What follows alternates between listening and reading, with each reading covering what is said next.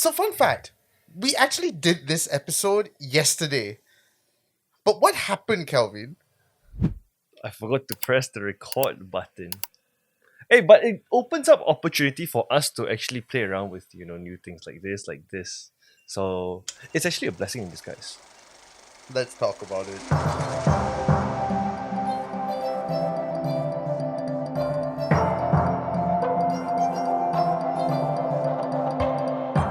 Hello there, Clapperheads, and welcome to a brand new edition of ClapperTalks. I'm Nick Dorian. And I'm Kelvin Tay. And once again, we shall be talking about the film Good Boy. Mm-hmm. It's funny because yesterday I opened up the episode by going, "Oh, who's a good boy? Who's a good boy?" But now to do it again, it would be weird. No. You're a bad boy. You're the worst kind of boy. But anyways, we're here to talk about the movie Good Boy. Which actually, I do have to preface because I didn't do this yesterday. There's actually two films called Good Boy. So I have to be specific. This is the one about the dog. The other one is starring Stephen Graham, which also looks like a slightly thriller, horror type film. Right, okay. But this is a film that picked up a lot of news and steam quite a few months back when the first trailer came out, and everyone lost their minds because they're like, please don't kill the dog. Yeah. I hope the dog doesn't die. And I just want to add what Nick added yesterday was this is basically Courage the Cowardly Dog real life version of it. Yes. This is as close to a live action Courage the Cowardly Dog adaptation you can find. Correct. Like the first 5 minutes, just looking at this dog alone, I'm like, this is like Courage.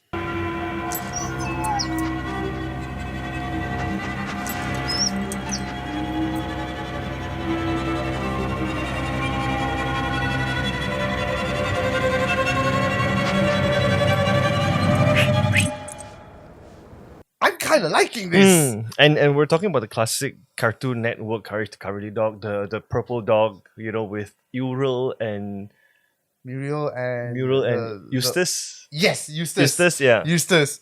So one thing that is interesting is the fact that, like I said, I really enjoyed it because it's like Courage the Cowardly Dog. It was fun, but you didn't quite. Yeah. Because I remember the first thing you told me is like, dude, it's so boring. It is boring. Don't get me wrong. I like the story. I like where it went. I like what they're trying to explore. But the pacing of it, for me, it wasn't... It's not a bad film, but it's just not my cup of tea. And I understand where you are coming from in terms of that slow pace. But that's where I feel it works. Like, this is very much a slow burn of a film. Because, actually, let's go to the back of the DVD, because that will make a lot of sense. Let's go to what the synopsis of this film is. As you look it up on the laptop. We did this yesterday, but we're still not as prepared as apparently we were yesterday. All right, the back of the box, right? Good Boy, 2025. This one is the dog one, okay? A loyal dog moves to a rural family home with his owner, only to discover supernatural forces lurking in the shadows. As dark entities threaten his human companion, the brave pup must fight to protect the one he loves most. So, you see, it's a very simple story, which is why I feel the slow burn works. Because that amplifies the eeriness of what could be a very short, boring story. Like, it drags on, but in a good way. It's necessary. Because this film, there are so many times where they're just empty shots, where it's just absolutely no music except the ambient sounds. But that amplifies, like I said again, the eeriness of it. Like, that's one word I know I keep repeating about this film. It's eerie. And there are a lot of parts that kind of left you lingering, sitting there, wondering what's going to happen next. Because if I remember what I said yesterday, there are a lot of parts where you're just seeing it from the POV of the dog. And then most of the time, you're just left there wondering, like, what's going to happen? Why is there a shadowy figure behind? And then the jump scares and then everything else just kind of blends so naturally into the film. Because at the end of the day, you are seeing it from the point of view of the dog. And if you're just seeing us looking at that side, it's because we have the film playing in the background and we see the dog, we see the movie, and it's just there in the background. I have no idea why. This is Kelvin's decision, but I'm just like, cool. It's immersive. Anyway, speaking of those dark shadows, that is The what I think Mudman. the Mopman. Yeah, that is what I think really sold the film to me, because that creeped me out so much as I was watching it that I had to stop watching it, because I was watching it in my bedroom and my wife was asleep already, so all the lights were off. It was just the TV glow, and so when this dog kept looking at the corner of a shadowy figure, I kept looking at my corner, and I was like, is there like... Is there something there? Maybe. And I just turned off the TV and went, nope, and went straight to my office and started playing WWE. But all in all, when we talk about Good Boy, the question that is begging for people to answer is that, you know, does the dog die? What really happens in this film? Yeah. Is it a good film? Because the dog here is the protagonist. Like we said yesterday, this is the second time it is somewhat unprecedented in a sense where the first one we talked about was Predator Badlands, where the Predator was the protagonist. This one we're talking about Good Boy, where you're seeing life/horror/death/grief through the eyes of a very loyal dog. Yes. And I think that's, again, what makes it work. Because there's a lot of stereotypical horror. You have your Conjurings, you have your Shinies, you have your Jordan Peels. Like, there's specific categories for all of this.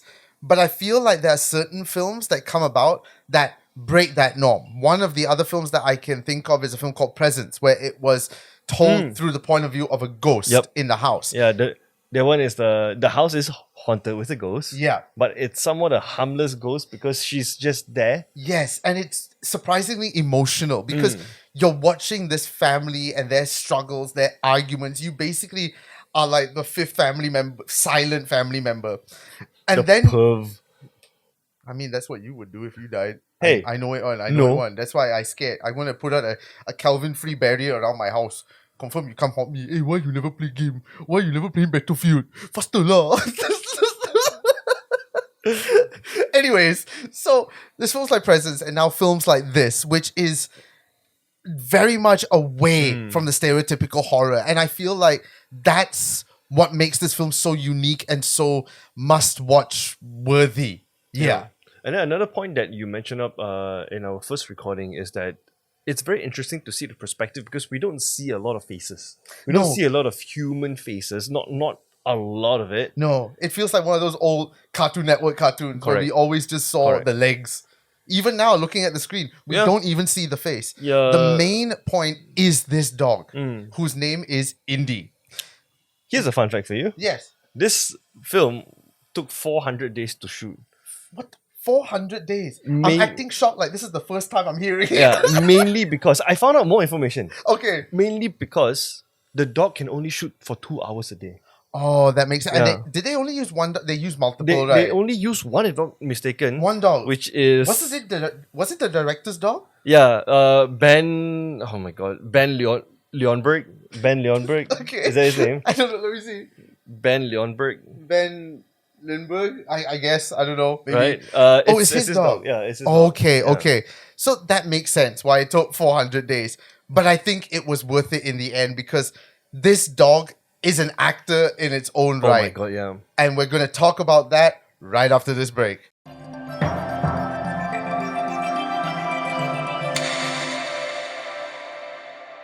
So, this dog, Indy, like I said before the break, if there was an Oscar category for dogs, he would win, hands down. I've never met a dog or seen a dog with this much expressions that you can actually hear the words in his head.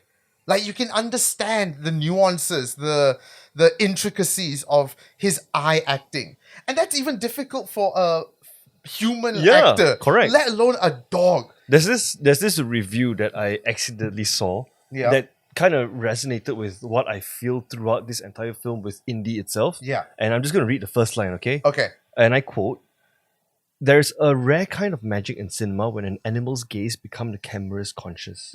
Good Boy 2025 pulls this off with an almost stubborn sincerity." Yes. And I 100% agree with this because just looking at this, what James Gunn would have done is to make like a CGI raccoon or like a CGI eagle. But no, this is not CGI whatsoever. This is a real life dog that is quote unquote acting. And I don't even know if it knows that it's acting. Yeah. Like, speaking of the CGI stuff, again, that same argument that I always have of CGI versus practical effects.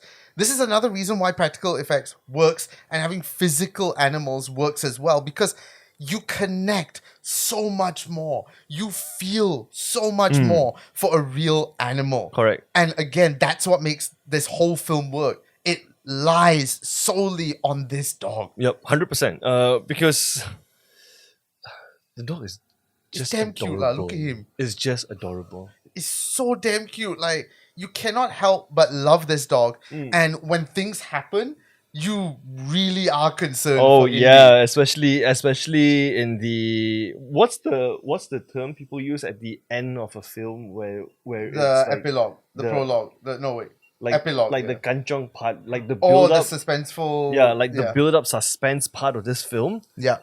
bro.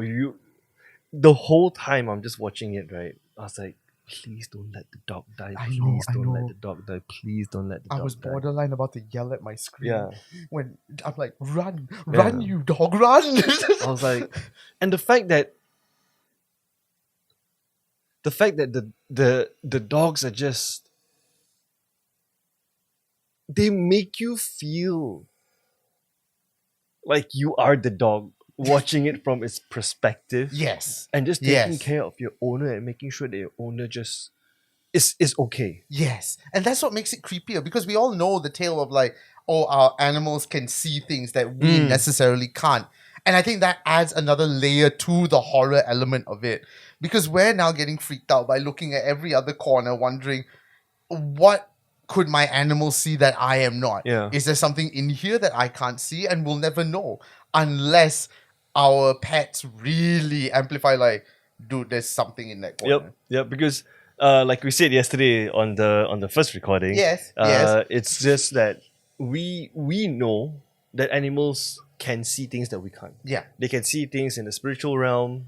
Again, I don't know if this is science backed or I don't know, but sometimes they can feel things that we can't feel. They can see things that we can't see. Yeah. So this adds another layer to, Good Boy, for example, where you see a presence, you see your owner being haunted in a sense. Yeah. I'm trying my best not to spoil it, Yeah. but you kind of get the premise of the film. Yeah, it's a fairly, like, it is very formulaic in a sense, like stereotypical. There's a haunting, things happen to the human, and then big battle, and then what happens at the end.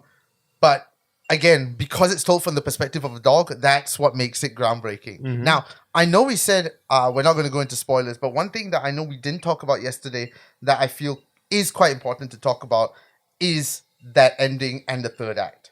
So, if you haven't seen Good Boy yet, come back to this after we're done, because I think you would also want to join in on this conversation about the end. So, the end, I feel that Hold was on. the... We're going to put a spoiler alert here. Yeah. If you haven't watched this yet, Just come back. I'm going to put after a pause here, and after this, it's spoiler filled. Yeah.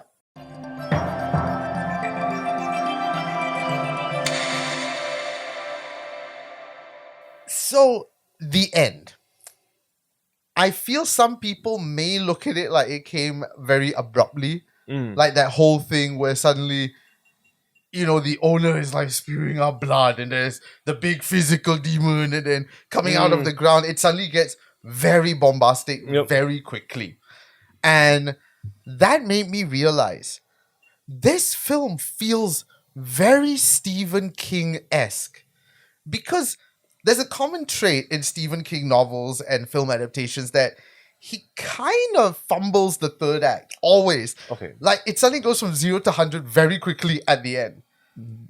You finish your sentence first? Like, I think a very good case in point would be The Stand. I think it was The Stand, where it's this post-apocalyptic land, the rapture has come and all that.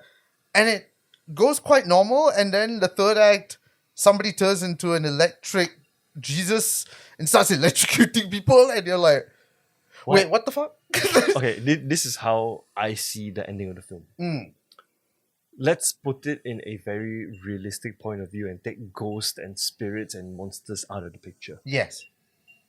dogs have an affinity to smell sickness and cancer. Yes. And throughout the entire film, we know that the owner is sick, Yeah, he got lung cancer. right? Yeah. I feel this is the interpretation of the dog of what this cancer and sickness looks like that is haunting the owner. I agree with you, and I'm on a slightly similar tangent, but what I envision the ending is that creature was death all along. Just haunting this guy, Yep. waiting for that time to come. Because Come and right, claim, right? yes, Yeah. because right at the end, suddenly Indy runs in and the owner seems all normal again, and Yep. that's when we realize he's dead. Yeah, he's like, oh shit, that's me. Yeah, he's like, so I think that knowledge of that could be death coming after him makes a lot of sense. That's what made it work for me, even though it came out of left field. Yep. The sudden Yep. violence and gore and whatnot. So I feel that the ending works very well, but I know some people might have mixed feelings toward the ending, again because it comes very abruptly. Yep. I also thought that Indy had died because of that scarf and whatnot, and- but I'm like, And because Indy had flashbacks about the previous dog dying also because of the Yes. grandfather dying Yeah. and everything. so yeah, all in all, I think Good Boy is absolutely a must watch. I feel it is going to be very divided. Some people may love it, some people may hate it, but either way, it deserves a watch at least once, just purely based on the idea and the attempt of doing a film from the perspective of a dog, and not only that, a horror film, Yep. which is even harder.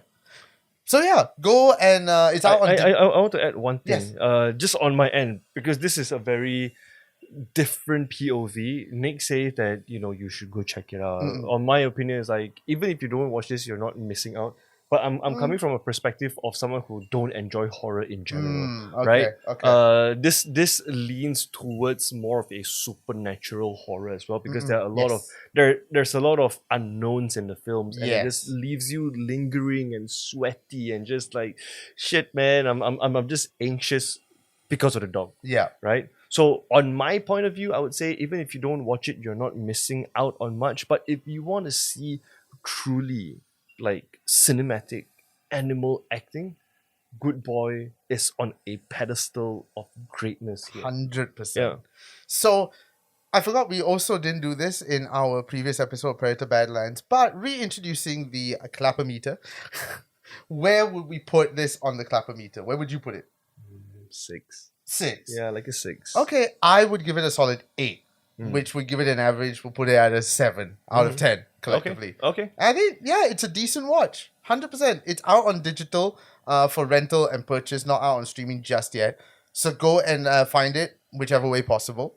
And as always, you can check us out on social media, Instagram, TikTok, and of course, YouTube at ClapperCorn. This has been Clapper Talks. As always, I am Nick Dorian. And for the second time on this specific episode, I've been a good boy. Keep watching the movies. Ka-chow.